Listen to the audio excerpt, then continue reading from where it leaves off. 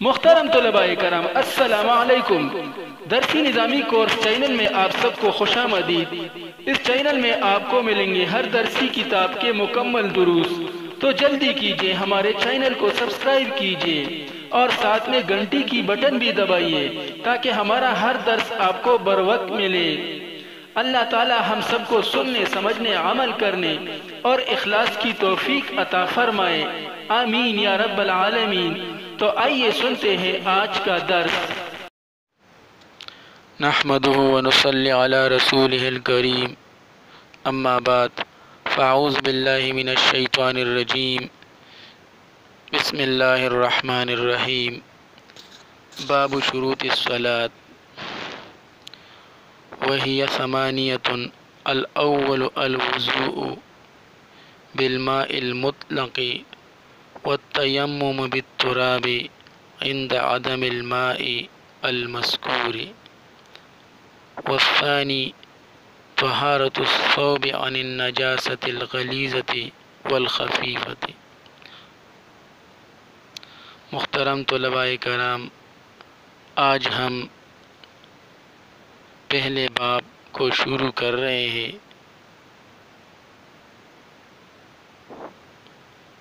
پہلے باب کا نام ہے شروط الصلاۃ، یعنی نماز کی شرائط۔ نماز میں دو طرح کے فرائض ہوتے ہیں۔ بعض فرائض وہ ہیں جو نماز کے اندر ہوتے ہیں، اور بعض فرائض وہ ہیں جو نماز کے باہر ہوتے ہیں۔ نماز کے باہر جو فرائض ہوتے ہیں، فقہا کی اصطلاح میں ان کو شروط کہتے ہیں، اور جو فرائض نماز کے اندر ہوتے ہیں انہیں ارکان کہتے ہیں۔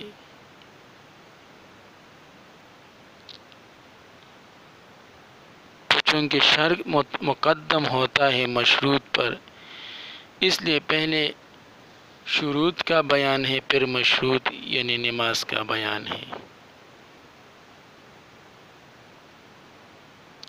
باب شروط الصلاۃ، یہ باب ہے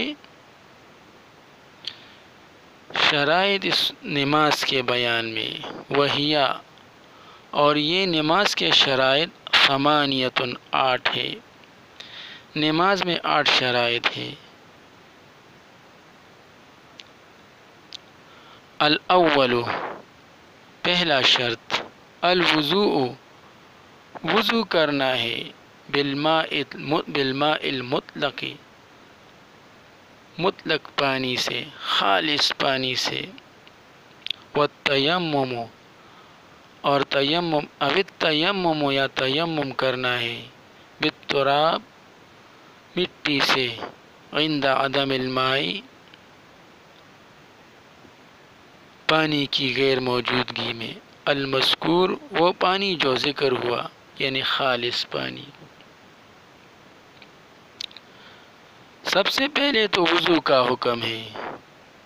اگر بالفرض کوئی انسان اس کو پانی میسر نہ ہو، یا پانی میسر ہو لیکن وہ پانی کے استعمال پر قادر نہ ہو، تو پھر اس صورت میں تیمم کا حکم ہے، لیکن نماز کو نہیں چھوڑے گا۔ یہ بہانہ نہیں چلے گا کہ بھائی پانی نہیں تھا، یا میں پانی استعمال نہیں کر سکتا تھا۔ نہیں، پانی نہیں ہے یا پانی استعمال نہیں کر سکتے تو تیمم کر کے نماز پڑھ لو، لیکن نماز چھوڑو مت۔ تو نماز کی پہلی شرط وہ وضو ہے۔ بلا وضو نماز ادا نہیں ہوتی۔ یہاں پر الماء المطلق، اس کا مقصد ہے یعنی وہ پانی جو مطلق پانی ہو، یعنی جب پانی کا نام لیا جائے تو جو چیز تمہارے دماغ میں سب فی البدی آ جاتی ہے، بلا سوچے سمجھے جو چیز، جیسے میں ایک لفظ پانی کہہ دوں تو جو چیز یوں ڈائریکٹلی دماغ میں آ جاتی ہیں اس کو کہتے ہیں مطلق پانی، اور بعض ہوتے ہیں مقید پانی، مثلا شربت ہے تو اب وہ بھی ایک لیکوڈ ہے، ایک مائع چیز ہے، لیکن جب ہم پانی کا لفظ بولتے ہیں تو ہمارے دماغ میں شربت کا تصور نہیں آتا، تو لہذا جو ہی پانی کا لفظ بولا جائے تو جو چیز سنتے ہی تصور میں آ جائے تو اس کو مائع مطلق کہتے ہیں۔ تو مقصد یہ ہوا کہ مطلق پانی سے تو وضو جائز ہے اور اسی سے وضو کرنا چاہیے، اور اس کے علاوہ جو مطلق پانی نہیں ہے، مقید ہے، یعنی کسی قید کے ساتھ کسی اس کے ساتھ کوئی قید لگا ہوا ہے، مثلا اب شربت پانی تو ہے لیکن یہ میٹھا پانی ہے، تو پانی اور میٹھا، تو یہ میٹھا اس میں قید ہے، تو اس کا باقاعدہ ایک الگ نام ہے جس کو شربت کہتے ہیں، بس لہذا شربت سے وضو کرنا جائز نہیں ہے۔ تو نماز کی پہلی شرط ہوئی وضو کرنا، اور وہ بھی خالص پانی سے۔ اب التیمم، یا تیمم کرنا ہے بالترابی، مٹی سے، اور اگر خالص پانی نہ ہو تو پھر مٹی سے تیمم کرنا ہے،